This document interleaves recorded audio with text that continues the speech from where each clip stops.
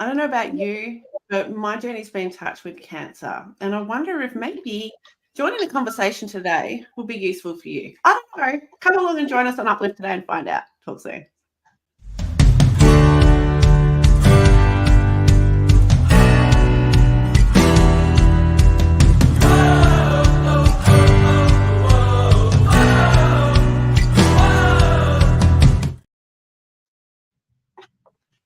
G'day. Thanks for joining us today. Whether you're watching us live or in replay, know we appreciate you. Hey, my name's Sarah Wade. I'm coming to you live from Perth in Western Australia. And as usual, my amazing co-host and friend, Mr. Neil Thrussell, is joining us from Calgary, Alberta, Canada. Welcome, Neil. Thank you, Sarah. And it's summer kind of, or spring has finally arrived in Calgary. I'm always jealous of the weather in Perth because I really like it hot. But we hit a high of 25, which at this time of year, and where I'm from in Calgary, Alberta, Canada, that's pretty darn good. We'll take it, hey? We've got a lovely guest joining us today. She's a nurse, she's a healthy living advocate, and she's an amazing human. Also from Perth in Western Australia, we have Sheryl Botheras joining us. Thanks for joining us, Sheryl. Thank you, Sarah and Neil. It's great to be here.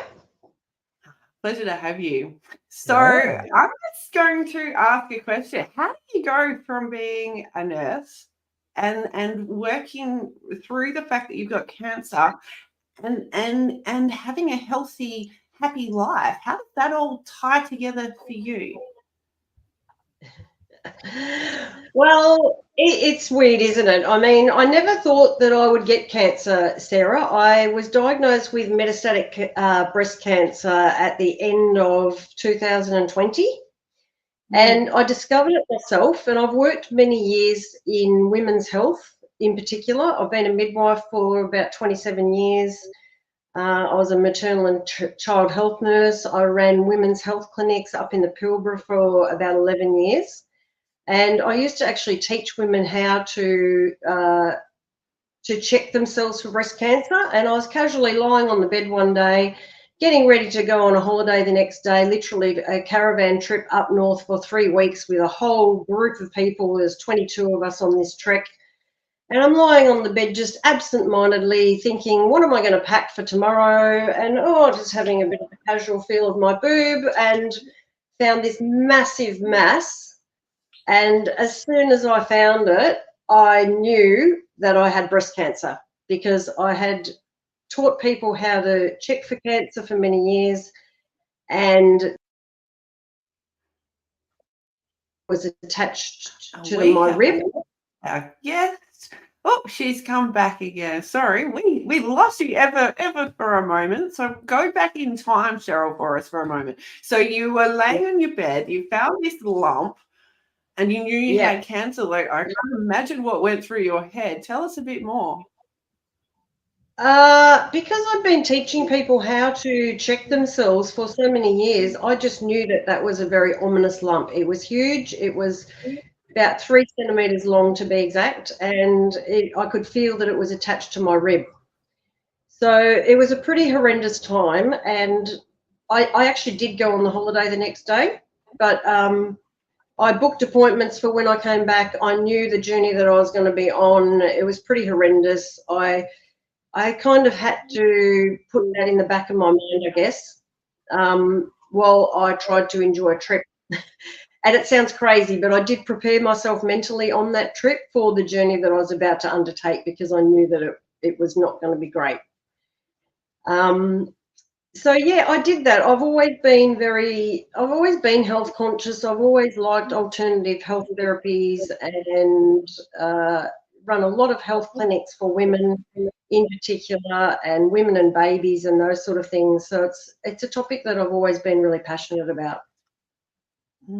So I have a question. Sorry, I have a question. So you said you've always liked alternative health therapies. What are, in your view, for our viewers and listeners, what are some of the alternative therapies that piqued your interest and that you whether dabbled in or you know about that helped you on your journey?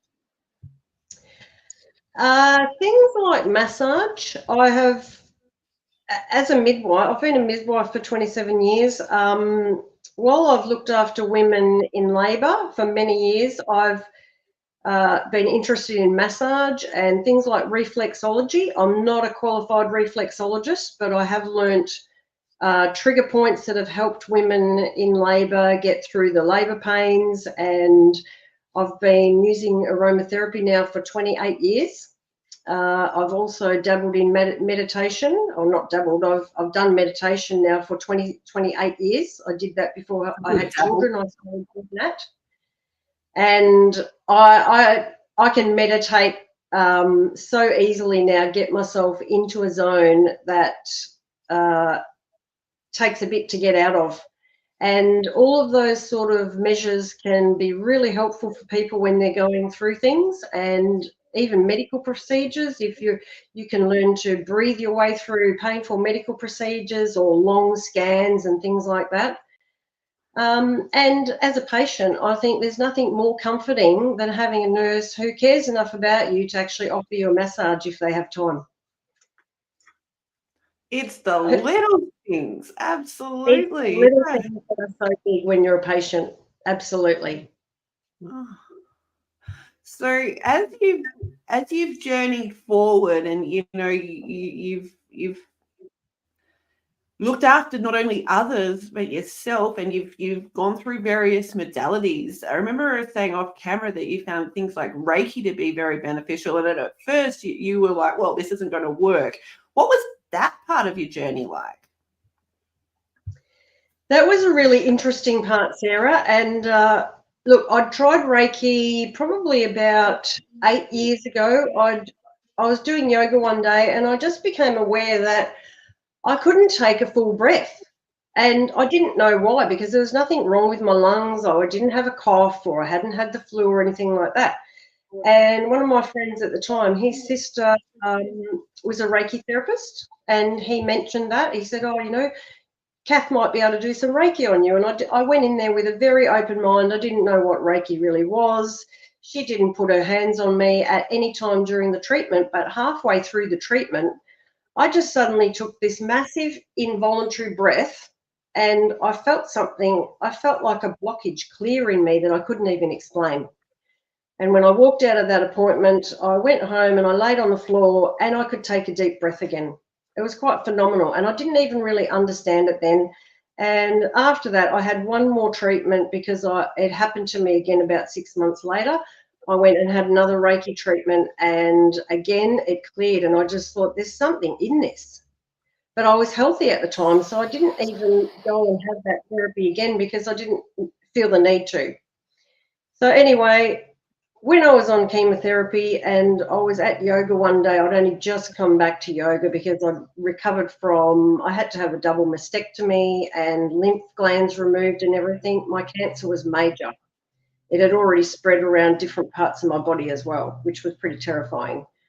But I was at yoga, and our beautiful yoga instructor, who's a friend of yours as well, Sarah, Mama Kay, she said to me one day, I'm taking a Reiki class, and it's got 6 people.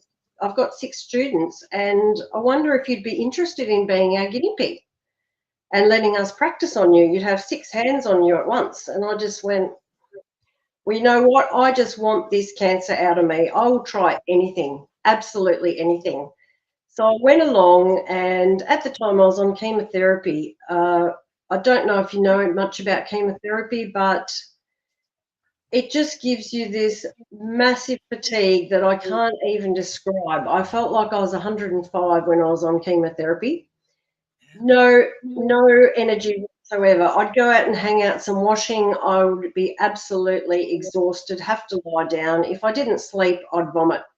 It's that kind of fatigue. It's just all-consuming. So I'd go to her class on a weekend, and they all had their hands on me.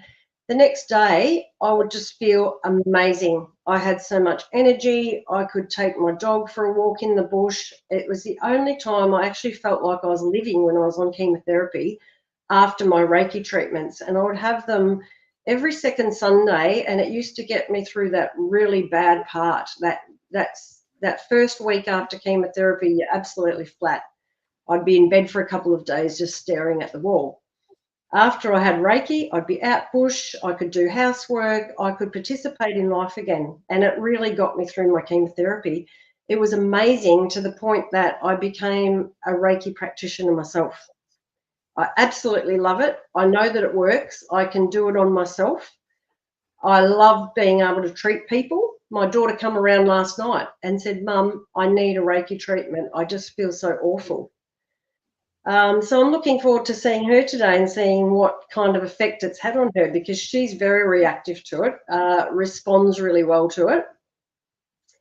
And it's just something that I love, and I've just added it to my repertoire of health things that I like to dabble in my spare time when I'm not nursing. And sometimes, there's not many times as a nurse that you get time to do this on patients, but I definitely offer patients massage when I can, and I have dabbled in a little bit of Reiki at work. Ooh, loving that. So Neil, everybody here, we've all experienced energy healing, and I'm curious to know, for you, the viewer, have you experienced Reiki or any other energy healing, and how did you find it? Did you, like everybody you're seeing on your screen right now, also get some benefits, whether it was in the moment, short lasting or long lasting? We would absolutely love to hear about your journey, so let us know. It's an interesting thing, isn't it? What steps we can take on our journey. There's so many people. If you've been given a cancer diagnosis or any diagnosis, there's people telling you this is the only way, just do this, and then suddenly you discover Reiki, or suddenly you discover art therapy, or suddenly you discover writing, or whatever it is that you discover. Know that it's good, because it's your Eunice that you're enhancing here. So we initially, Neil, asked you what other modalities, helped you on your journey. Is there anything else that you haven't touched on there yet, Sheryl? I'm trying to think. Did you change your diet in any way? At the time, I was eating fairly clean anyway. I've always preferred to eat good food. I don't like junk food, really. It doesn't make me feel good. When I finished my cancer journey, I put on a load of weight being on chemotherapy. I was one of the lucky people a lot of people absolutely fade away when they're on chemotherapy. They can't keep food down. They struggle to eat. They end up emaciated. I was putting on weight rapidly with my hormone treatments that I was on. I was on loads of cortisone, IV. When I got my chemotherapy, I'd be pumped full of cortisone as well, which for me just felt like a terrible drug. I had the big moon face. I had become barrel chested. I was just carrying so much fluid. When I finished my chemotherapy, I was up to 80 kilos. Now, my healthy weight is 60 to 62 kilos. When I gave birth to all three of my children, I was 75 kilos. So to be 80 kilos, I just felt so horrible. I can't even explain how bad it felt to be 20 kilos overweight. It just felt awful to me. And I couldn't wait to get it off. But I didn't want to do anything radical. I did monitor what I ate, but pretty much my diet was clean anyway. The weight did come off slowly when I was able to exercise again. But when I got to 70 kilos, it was really difficult for me to shift the weight. I'd been through menopause. I have trouble with high cortisol levels because I do night shift. So it can mess with your cortisol levels. I work in a busy emergency department. Often your cortisol levels are up. It's a stressful, busy, noisy, brightly lit environment. So I'm always struggling to maintain decent cortisol levels. And it's hard to keep that down. But my alternative therapies, I believe, help me to maintain a status quo. Yeah, but healthy eating definitely is something that I put up on the top. The program that I'm promoting at the moment is about gut health. So I've I've become really interested in gut health. Sarah and I earlier were talking about the fact that there's a lot of science being done with gut health at the moment, a lot of research into probiotics and the use of probiotics to avoid disease. And that's my new passion. I'm just really interested in about that. I went to a seminar not long ago. It was for nurses and doctors, and it was an obstetrics emergency study day that we have to do. Basically, it's mandatory training every year to keep our skills up to date with emergencies. But there was a scientist there who's working with neonatal science to try and work out why so many children have allergies and things like that these days. And that whole topic is being researched well and truly now. It's up there in the science community, and the more reading I do about it, the more fascinating it is about how our gut actually impacts our health and the way that we think as well. It's our second brain. So the short answer, so how does our gut affect our health? Well, your gut flora, like the gut flora that you have, it's a whole microbiome system in your bowel that where your food gets absorbed, it depends what sort of gut flora that you have, how your food's being absorbed. So even though I was eating fairly clean, I eat pretty much an alkaline diet. I was drinking too much alcohol last year. That increases acidity. Things like coffee increase acidity as well. So those things will stop you digesting food properly and effectively. And especially if you're trying to lose weight, adding those things to your diet, it's actually working against what you're trying to do. It's very hard to lose weight until you've healed your gut and you've replaced the microbiome with the right microbes. I get a bit tongue-tied talking about this because I'm not a scientist.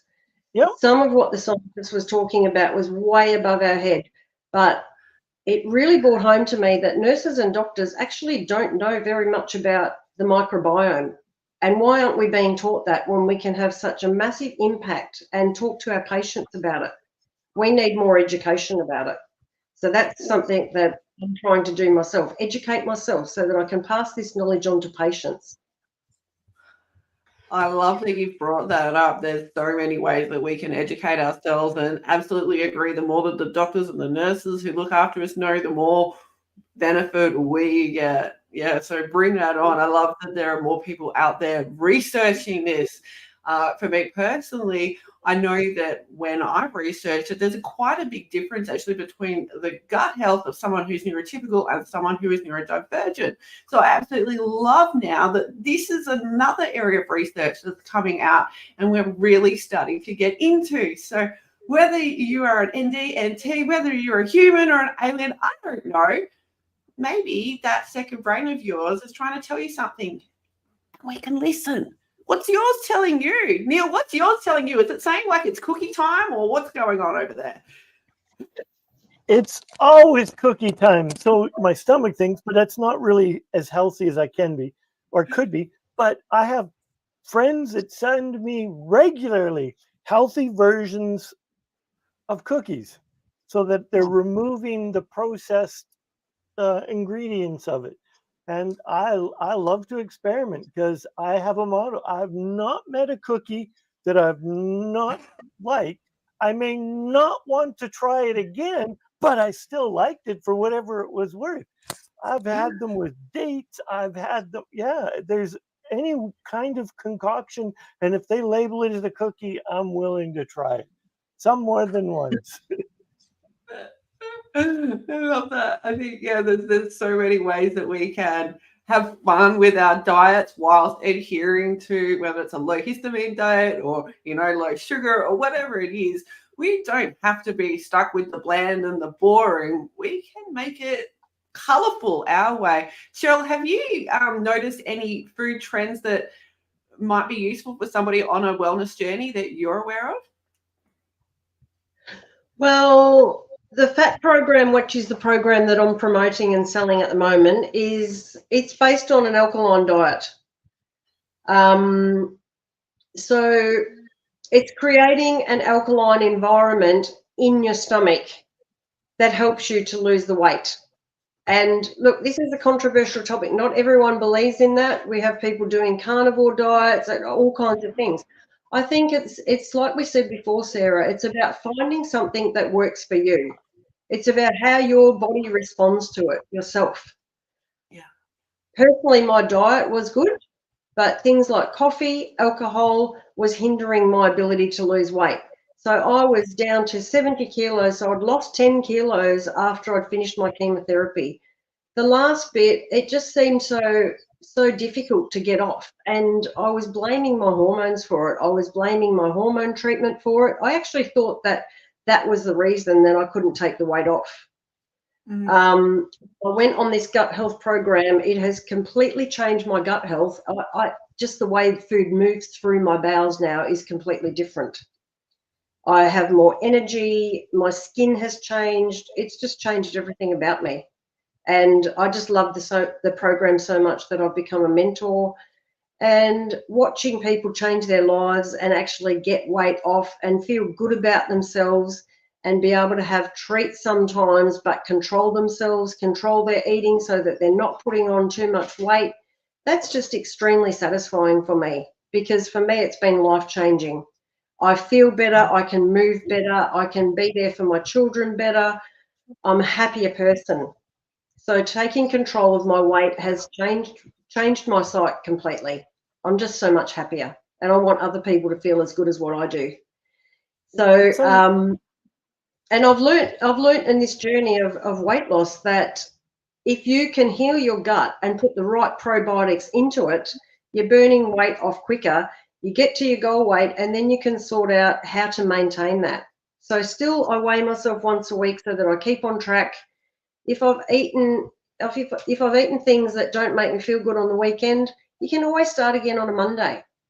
And that's something I love about life. Like, you can always start again. You can always recreate your life, your health. It's never too late to start picking up good habits. It's never too late to pick up a great habit. I started running again last week. I haven't ran for 3 years, but I haven't had the energy until now. I've been slowly doing yoga, I've been doing Pilates, things like that, but I haven't actually had the energy to get out and run until last week. And I feel so great for it. And I'm 57 years old, but it's never too late to start good habits and put yourself on a health program and pick yourself up again. And our motto at the FAT program is putting your health at the top. It's never too late to put your health at the top and reverse some of the chronic health conditions that people have from being overweight. I see as a nurse all the time, I'm not here to fat shame people, but there's so many people in hospitals taking up hospital beds that really need to take control of their diet, get themselves sleeping properly, maybe a bit of moderate exercise. They'd be a different person. Stop the suffering. On that, too, absolutely. Sorry, Neil, I'm going to interrupt you because I want to say that we can both fat shame and skinny shame. You can be skinny and very unhealthy. You can be a large person and be healthy. So, there's a balance here, and I just want to share that if you are on one end of the spectrum or another and you're doing all you can, we are so proud of you. Keep it up. You're doing amazing. And I want to continue to Neil. I interrupted you before. Let's go. That's okay. So, Sheryl, you had mentioned that an alkali diet. Why is for this program that you're talking about, why is it important for your body, your biome, to go alkali? It's scientifically proven that the alkaline diet can help you to burn off fat faster and makes you feel better. There's also a theory that if you're putting in alkaline foods, that viruses and disease cannot survive in an alkaline environment. Okay. So I just was getting clarity around that for our viewers, our listeners, and our audience, that's the reason why you would put alkali foods in your body. And you were A lot of people are having diets that are so full of sugar now. It's unbelievable. So they're making their stomach very acidy environment, and a heap of sugar for your body is just not good for you. It doesn't make you feel good. It doesn't keep your energy levels at a nice stable level. It gives you big sugar highs and lows, and that's what adds to a lot of fatigue during the day. People, if they have a sugary lunch, they feel flat in the middle of the day, in the afternoon, can't do their work properly, have brain fog, all kinds of things. So it really does affect you on a daily basis, all through the day. So we're not scientists here, but to the best of your knowledge, is it generally just processed sugar, or is it like fruits and sugars in fruits and vegetables? Or are you specifically talking about just like processed sugars? Processed sugars, yeah.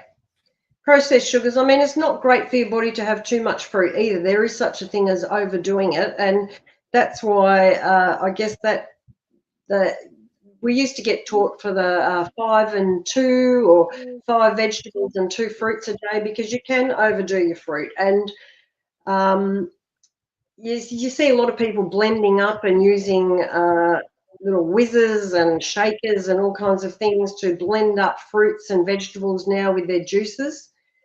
Some people can overdo the fruit side of things and might find that impacts on weight loss as well.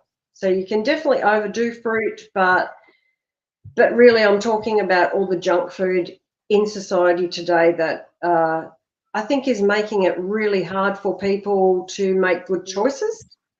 I went on a holiday recently. It was the end of my program. So I went on the weight loss the fat program that I'm now promoting. I started that at the end of November. What a crazy time, right? Who goes on a diet before Christmas? And that's another interesting point, actually, because when people are talking about losing weight, you might want to commit to a program, but you go, oh, no, that's my birthday that month. I can't do that. Oh, it's Mother's Day then. Oh, no, it's Easter then. Oh, we were at Christmas. But last November, something clicked in my head. It actually was a conversation that I had with my millennial daughter that I have to share with you. I was just talking about my weight and physical health in general, and my daughter made this comment and said, Mum, well, you're getting on, you're okay. You're probably at your peak now. Like, you're not going to get much better than you are now. And at the time I was feeling quite overweight, and I was happy, but I wasn't happy with my weight by any means. And I looked at her and I said, what, you don't think that I could be better than this? And she said, well, not really. Like, you're getting old. I don't know what you're expecting to achieve. And something clicked in my head, and I just thought, I am not going to stay overweight for the rest of my life. That's not what I want. I don't want to age this way, I can do better than this. And I went on this program, and it was the end of November, and part of me was thinking, how am I going to get through the Christmas parties? How am I going to do this? But you know what? I was just fed up with being overweight. So I got on there, and because I was paying money for a program, I don't like wasting money. So everything that I would pick up to go in my mouth, I'd just say, do I really need this? Is this good for my body? I really examined every morsel that went in my mouth every week. And the weight was just coming off, and I was feeling fantastic. I was adding probiotics to my drinks. My gut was just performing like it has never performed before. Excellent. The difference was amazing. So I was able to stay on the program. But that's what actually clicked in my head. It was a conversation that I had with my millennial daughter. Thank you, Tia, for motivating me and making me think that I didn't want to live like that forever. So it was the best thing she could have done. You don't have to tell us, but where did you hide the body after your daughter said that to you? It is a lot of bush. Yeah.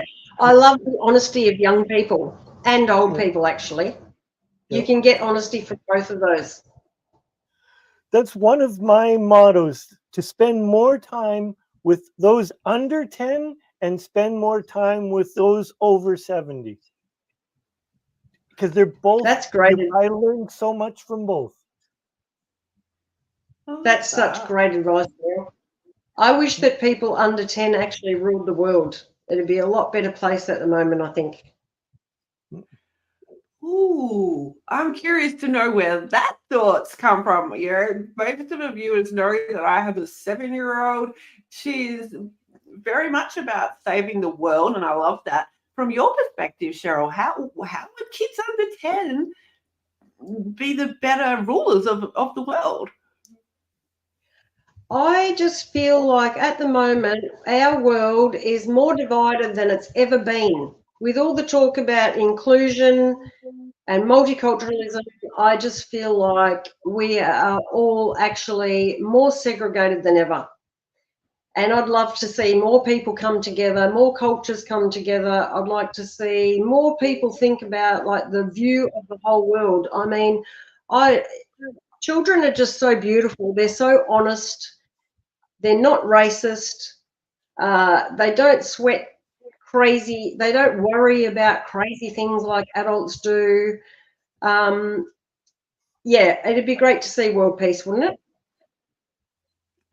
Absolutely. I love that we're growing a whole range of little humans to take over in the best of possible ways. So if you, like me, are also raising a small human, yay us, and yay for the seeds that we're planting in them, the positive ones. Sheryl mentioned before, they're not sweating about the stuff that we are. The thing is, we teach them that sort of stuff. So if they see you doing that, they're likely to do that sort of thing. So if you don't want your child to do that, I don't know, but maybe it's something you can work on yourself. Like, I know I've worked on my stuff that I don't want my daughter to work on. Sheryl, I bet you've done the same, right? I would like to think so. I'd like to think that I influence my kids in a good way. One of my children is very obsessed with training. He's into martial art at the moment. He's obsessed with his diet and training. He's very focused.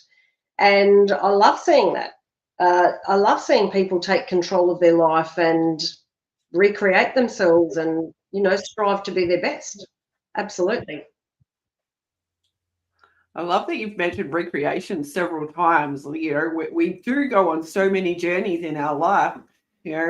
Whichever perspective you're coming from, whether you've really looked into it or not, we all understand, there's a difference between a baby and a toddler and a teenager and someone in their 20s or 30s or 50s. We all have different stages of life, and love that you've mentioned recreation several times here. So Sheryl, with the thought of recreation in mind, how's mindset helped you on your journey? Oh, look, it absolutely has. I've undergone just quite a transformation. I never thought that I would get cancer. A lot of people in my family have had cancer. It's just something that's very prevalent in my family. Because I've always been kind of health conscious, I avoid junk food, all those things that supposedly are carcinogenic.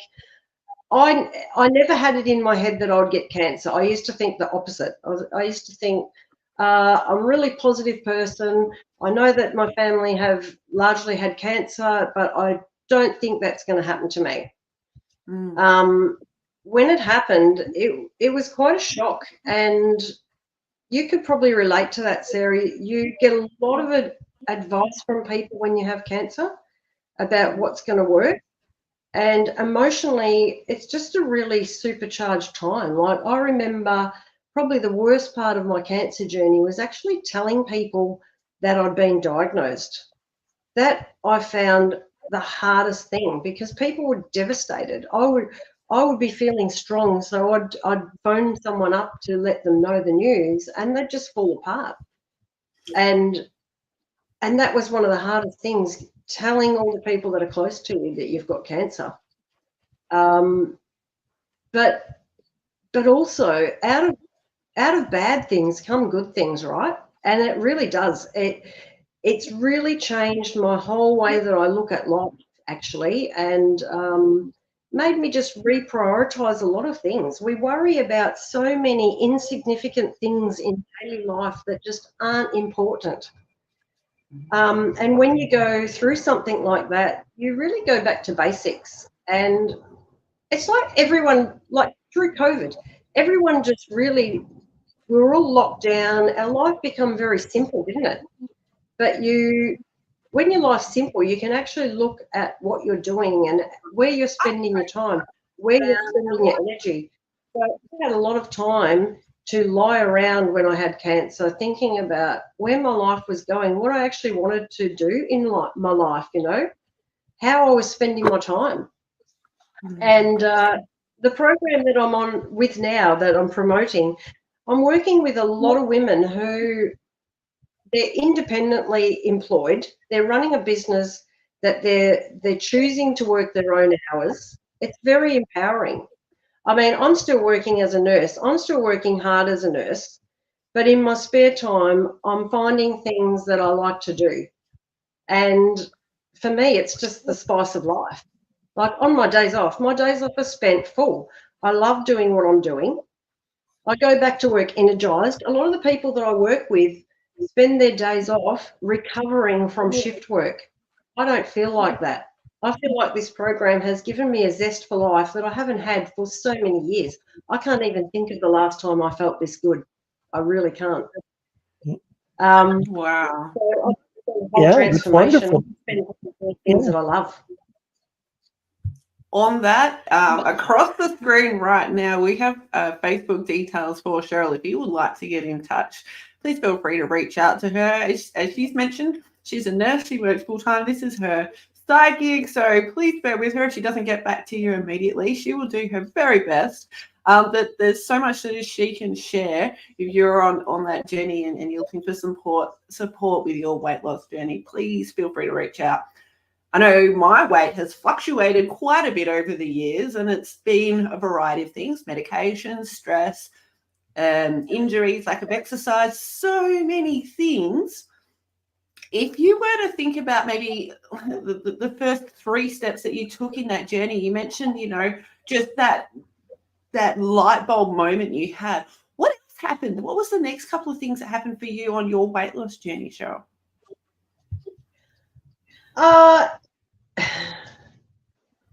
Besides hiding the body. Pardon? Besides hiding the body. It was committing to it. It was actually making the commitment. The mental commitment of a weight loss journey is the biggest step. But the other thing that I really depended on as well, with this program, I think there's a lot of different weight loss programs. There's a lot of choices out there for people. The difference with our program is that you have a mentor like me. So you have someone every week who's watching your progress. And that was a huge thing, because it's really easy to fall off a diet or give up when, when your body starts to lose weight. You'll lose like 4 or 5 kilos, and then it will just go into this massive plateau where you don't lose anything for days, and you just think, what's going on? Why aren't I losing weight anymore? This program's no good. It's not doing what they promised, and people just fall off the program and just give up and, forget about it and think, what a waste of money that was. That didn't work. But having a mentor helps you to stay on track. You got someone like me who calls you, makes contact with you, I get together and have lunch with my mentees and see how they're going. We talk about what sort of food we've been eating, how we're staying on top, how we're staying committed, how we're managing our social life, going out, how you can still socialise and say no to treats and things that aren't on our program, that make it all worth it in the end. So having that support is just a massive, massive help. Absolutely, and I couldn't agree more strongly that having a mentor, a coach, and being mentored and having a mentee or a mentor for yourself. I think everyone needs some form of guidance, and when they're trying to achieve any kind of goal, whatever it is that their heart they want to do. Like I know when I ran my marathon, all 3 of my marathons, I hired a coach, and I looked after my nutrition. When I wanted to write my first my first novel, I hired a coach. And you look at any type of successful person at any level, and that you can put on a pedestal, like have achieved really great success, you can always find that there's a great coach or team under that person. And diet is included. You need a team. Your family needs you to support you. Your friends need to support you. And I would go, if your friends aren't supporting you and are pressuring you into making bad choices, are they really your friends? Fair point. Well, that's true too. It's really important to have a supportive group of people around you, right? Especially when you're undergoing a weight loss program. We have Sorry, someone asking about your program. This is Monica's wanting to know, do you have a dietitian in this program?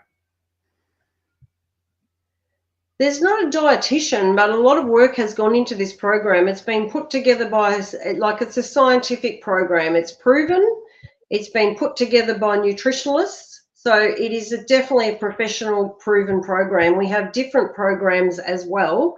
Within the program, we have vegetarian options, Indian options. There's a lot of Indian people who are taking up our program. There's a lot of Indian mentors now in the FAT program, which is fantastic. It's across the world, this program. So there's different options within the program. And it's not all about weight loss. There are some people who just want their gut healed. They've got leaky gut issues. They're struggling with inflammation of their joints and things like that. We can put you on a probiotic program just to increase your gut health as well. Add probiotics to your diet. Learning how to add probiotics to your diet has been a really wonderful thing for me too, which I didn't know about. Things like, instead of drinking alcohol and soft drink, adding things like kombucha. I'm addicted to kombucha now. I have at least one of them a day. It's just been fantastic. They make me feel so good. I used to hate the taste of that years ago. Now I'm addicted to it. I love it. Oh, so I know it is so good for me.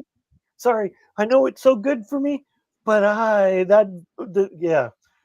when I take it, it is like I'm being a bad boy. It's like, I'm sorry, I got to drink this, but I understand that it is so good for you.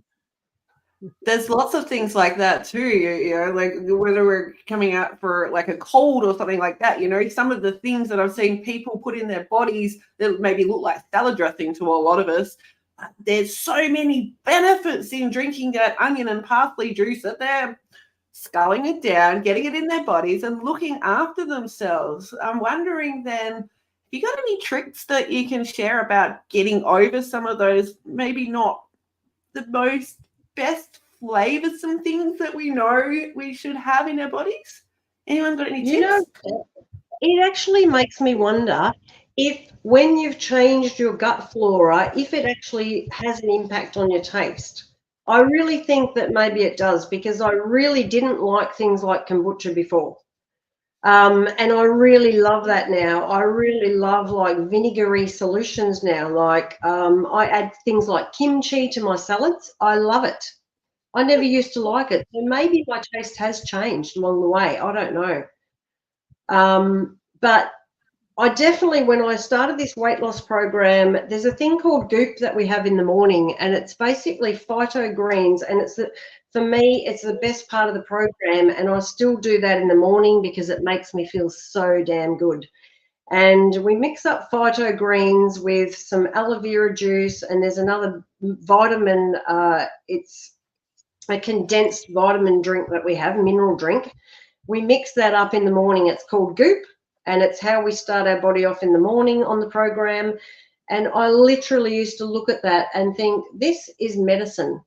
I literally think of my food as medicine anyway, most of the time. I still have treats, but mostly I look at food as medicine, because that's what it is. We're fueling our bodies why do people not want to put the right fuel in their bodies? We put the right fuel in our car. And, you know, we expect our cars to run well. We put the right fuel in. We're expecting our bodies to run well. We're putting the wrong fuel in, people. We're just filling our bodies with sugar, alcohol, coffee. Yeah, but I looked at it as medicine, and I would drink it down as medicine, and my body felt so good that my mind just clicked in and went, this is great for me. This is something I'm going to keep doing. Powerful. And I love that you've mentioned food as medicine. You know, so many of us forget that food can be so healing. You know, we might go to the cupboard to get our vitamin supplement like vitamin C. We can get in oranges, for example, or many other places. And it's interesting too, for me, part of my health journey was learning that if I wanted to absorb iron as a vegetarian, particularly, I needed to combine the vitamin C with the iron so that my body absorbed it. On that then, Sheryl, is there anything as part of the program that you're doing that will support that? Sorry, I'm not understanding the question, Sarah. So when we're, as part of your diet, is there anything that they need to maybe up, like their celery juice intake or anything else that will help to support the program that you're suggesting, or maybe something as part of the program works? Yeah, no, I understand that now. There's probiotics that we add to drinks during the day and at night, and we can have them every second night or whatever. It depends what program you're on as to how often you're having these additives. Yeah, there's different programs. So it's a little bit complex to ask me that about the program, but lots of different options there. So I'm just going to bring up Monica's comment. She's saying thank you. She's as a dietitian coach and mentor, I think this only works when you use a holistic approach, which is what we've been talking about all session. And it's not just about releasing the weight, and it should be another diet. She also sees a lot of people giving advice about diet that's not the right for them, you know. So she's sharing a concern here. And I'm curious to know, Sheryl, from your experience, have you seen similar such things that you're also concerned about? The people that I'm working with certainly aren't giving dietary advice as such. Our program, with our program, you actually get an eating plan, you get a list of food, and you get suggested recipes to combine food to make it easy for people that, you know, maybe can't think about what to cook for the night. So that comes as part of the program. So we're not telling people that they have to eat particular foods if they don't want to, but there's suggested recipes there if they want to. Gotcha. And what about for people, like you mentioned before, being low on energy as particularly at the start of your weight loss journey? So for someone who's working, they've just had a big day, they've come home, they've got not much energy left, what's something that we can sort of do to help us to eat well and to sleep well and set ourselves up for the next day? Is that a more of a food thing? Is it a mindset thing? Is it something completely different? Help us out here. What's to know? I think it's a whole combination of things, Sarah. I think it comes back to your sleep as well. Having good sleep hygiene, setting yourself up for a good night's sleep is so important. And look, we're hearing a lot about people taking their phones to bed, watching phones overnight, even kids sleeping with their phones or pods in their ears. This is not the way humans are meant to be living. We're getting overstimulated. We need to be able to put our phones away at night time, set ourselves up for a good night's sleep. But I also think it's important to get out and exercise as well. Sometimes when I've had a bad sleep, I'm on night shift, so the hours are crappy. I might get up and had a really disturbed sleep. The neighbours might have chopped down a tree, or there might be roadworks going on or whatever, especially in the hills where I live. We've had massive issues with storms earlier in the year, had lots of trees falling down, heaps of chainsaws going. Might have had a crappy sleep. But this is where I get out and exercise, take my dog out bush, get energised again, out in nature. I love yoga, so I've learned a few yoga moves that I can use that, you know, fire up my kundalini and get everything pumping and get me through the night shift. It's a combination of things. It's not just what we eat, but it's a holistic approach to life, and that's what I'm into. It's about everything. It's about feeling happy, being with happy people, getting fresh air, eating proper food, getting proper sleep. If people did all of those things and concentrated on their health a lot more, we wouldn't be seeing the chronic diseases that we're seeing at the moment that are preventable. Because actually 70% of chronic diseases can be fixed with sleep, exercise and food. It's pretty phenomenal when you think about it. Our hospitals are full of sick people with preventable illnesses. If we could only instill in our young people how to fuel their bodies properly, avoiding obesity, avoiding diabetes. I mean, it's quite scary to think of, they say by 2030 that 50% of Australians are going to be diabetics. I find that frightening. How are our hospitals going to cope with this influx of diabetics? Yep. Our hospitals are overflowing already. Our government they need to start being a bit more proactive and, you know, trying to get people to be a bit more independent with their health, because our health system can't cope at this rate. It's not going to help. It's not going to cope. So this is where it comes back to work. Absolutely. And I sat around, I was sitting with a bunch of doctors about 3 months ago, and I said, so what could we do and to help people with the obesity? And out of the two of the doctors that were there said, well, we can take the absolute jerk approach and say that in 2 years, anyone that is obese will get no service, period. And he says, because most of the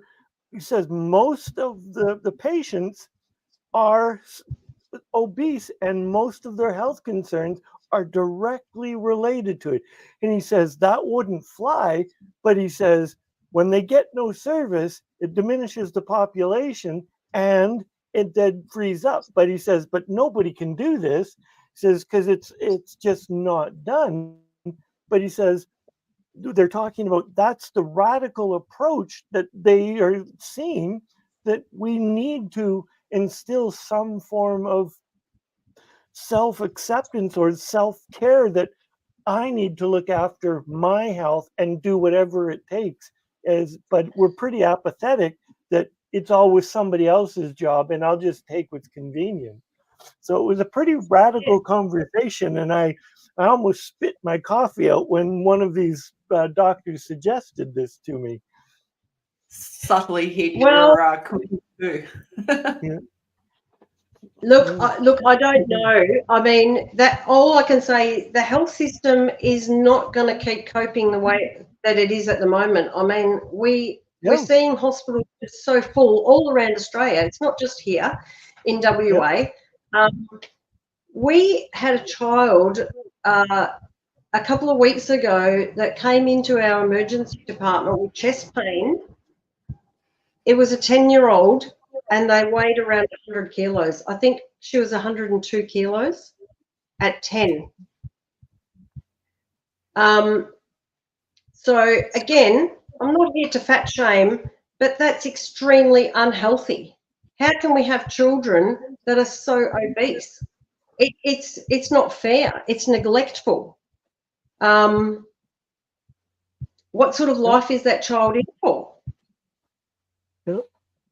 I just feel like we've come to that point where, you know, parents have to start taking control and start really monitoring what their kids are eating, because it's just out of control, and it's not the best in the best interest for the child, you know. Absolutely. And I think at some level we need to hold our governments accountable to the labeling. Most people, when they look at a thing and it says great for kids and get your vitamins and minerals, and they think they're doing a great job, but then they look at the ingredients and it's 30 grams of sugar, and it's like, okay, so we as a society need to be more accountable as well, because so many things labeled for children is just pure sugar. I know in North America that's the way. Yeah, well, it's not only children now. People's pets are obese, for God's sake, because people are giving their pets too many treats. Like, where does it end? It's not actually a treat when it's bad for you. We've got to change the way that we think about what actually is a treat. Is it something that makes you feel good momentarily, or is it something that's actually good for you? Oh, that is. I don't know. Yeah, I think treats in a different way now. I'm going to go on record and say cookies are a food group. They're a staple. No. But even that, yeah, even though I'm teasing, that would be one thing that I need to cut out, because the belly, there's a little bit over the belt now. So for my weight loss journey, cookies would need to go. But only for a short time. This is another thing. It's only for a short time. I only did my program for 3 months to change my life. And now I'm maintaining it. So I can have treats now. It's not forever. It's just a program for a short time to change your life. Absolutely. And I'm looking at the clock and the time, and I'm like, oh my goodness, Sarah, how did almost an hour get away from us?